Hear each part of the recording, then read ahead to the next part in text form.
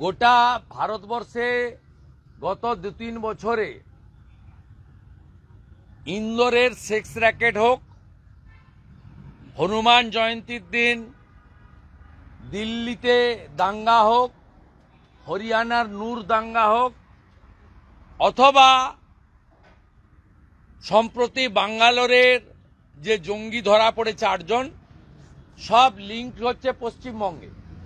তার কারণ পশ্চিমবঙ্গে বাসন্তী এক্সপ্রেসওয়ে আর কামালগাজীর মোড় থেকে যে রাস্তা গোসাবার ঘাট পর্যন্ত গেছে ক্যানিং হয়ে, এই রাস্তা দুটো জঙ্গিদের হাতে চলে গেছে, কমপ্লিটলি জঙ্গিদের হাতে গেছে due to Trinamool Congress, Mamata Banerjee vote ব্যাংকের রাজনীতি।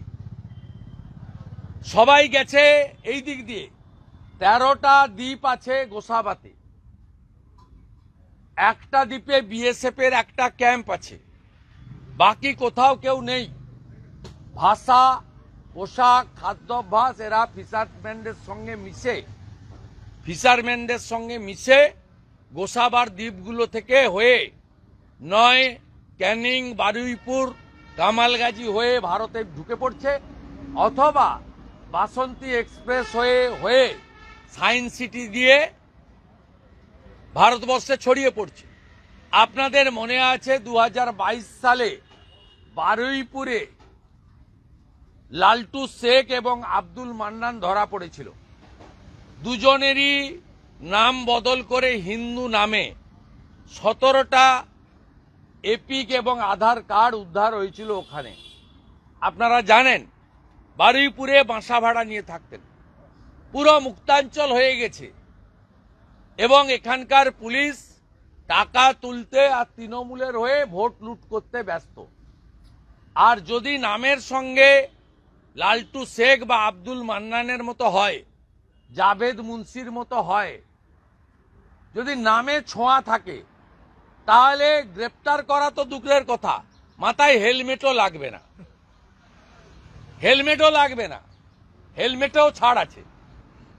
এখানে পরিষ্কার কথা, মুসলিম লীগ ট্যুর সরকার চলছে। এই জঙ্গিবাদ, মৌলবাদ তাদেরকে বাঁচিয়ে রেখেছেন মমতা বন্দ্যোপাধ্যায়। তারা ভোট লুট করে, তৃণমূলকে ভোটে জেতায়। তৃণমূল নেতাদের যখন মিছিল মিটিংয়ে লোক দরকার হয়, গাড়ি ভাড়া দিতে হয় না, এরা পাবলিক ক্রাউড সাপ্লাই দেয়। যে সাপ্লাই গত মাসে এখানে আপনারা দেখেছেন, এ মাসে দেখেছেন যে সিদ্দিকুল্লাহ চৌধুরী 8 বছর, 10 বছর, 12 বছরের মাদ্রাসার বাচ্চাগুলোকে নিয়েছে এইখানে কি মিথ্যা মিথ্যা কথাগুলো বলে গেলেন রানী রাসমণি রোডে। কিভাবে ওয়াকফ অ্যামেন্ডমেন্ট বিল নিয়ে অপ্রাপ্ত বয়স্ক, ভোটার লিস্টে নাম উঠেনি, ছোট ছোট বাচ্চাদের মধ্যে বিষ ঢুকিয়ে দিয়ে গেলেন ওখানে সভা করে। এগুলো দেখার পরেও আপনারা বললে কি হবে? গোটা ভারতবর্ষটাকে নষ্ট করছে মমতা ব্যানার্জি, তৃণমূল কংগ্রেস এবং তার সরকারের যে আসল মুখ সিদ্দিকুল্লাহ চৌধুরী, ফিরহাদ হাকিম, জাভেদ খান, আরাবুল, শকত, জাহাঙ্গীর, শাহজাহান, লিটন, খালেক, কত নাম আমি বলবো। এই মডেল পশ্চিমবঙ্গকে ধ্বংসের কিনারায় নিয়ে যাচ্ছে।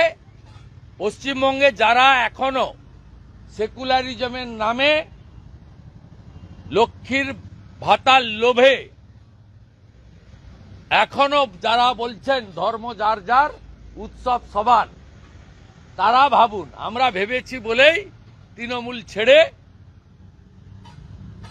আমরা বিজেপিতে এসেছি। ক্যানিংয়ের যাকে ধরেছে তার থেকে এমন কিছু নথি পেয়েছে পুলিশ যে তাতে বলা হচ্ছে যে বড় ধরনের হামলার ছক তারা করতে পারে। ও তো জম্মু কাশ্মীর পুলিশ ধরেছে, বেঙ্গল পুলিশের তো ক্রেডিট নেই।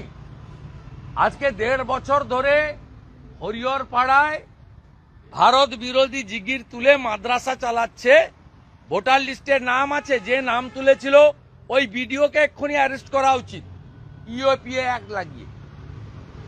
যে ভিডিও নাম তুলেছেন তাকে ধরা উচিত, ঠিক জায়গায় যাচ্ছে না। ওটাও তো আসাম পুলিশ এসে করেছে। আমি আপনাকে বলছি, পুলিশকে এমন প্যানিক করে রাখা হয়েছে, পুলিশকে এমন প্যানিক করে রাখা হয়েছে, তারা একটি নির্দিষ্ট কমিউনিটির লোক যদি হয়, তার নামে যদি সেই পরিচয় হয়, টাচ করতে পারবে না। আপনি যে কোনো রাস্তায় যাবেন, আপনার হেলমেট লাগবে। যে বিশেষ জনগোষ্ঠীর যারা 2 কোটি ভোট মমতা ব্যানার্জিকে দিয়েছে লাস্ট লোকসভায়, 2,75,00,000, 40 লক্ষ ছাপ্পা, আর 2 কোটি আছে ওদের ভোট, তাদের হেলমেটও লাগে না। হাসিনাকে ফেরত চেয়েছে বাংলাদেশ সরকার, কি বলবেন? কাজ নেই তো খই ভাজ। আমার মনে হয় ভারত সরকার ওই চিঠিটা ডাস্টবিনে ফেলে দিয়েছে।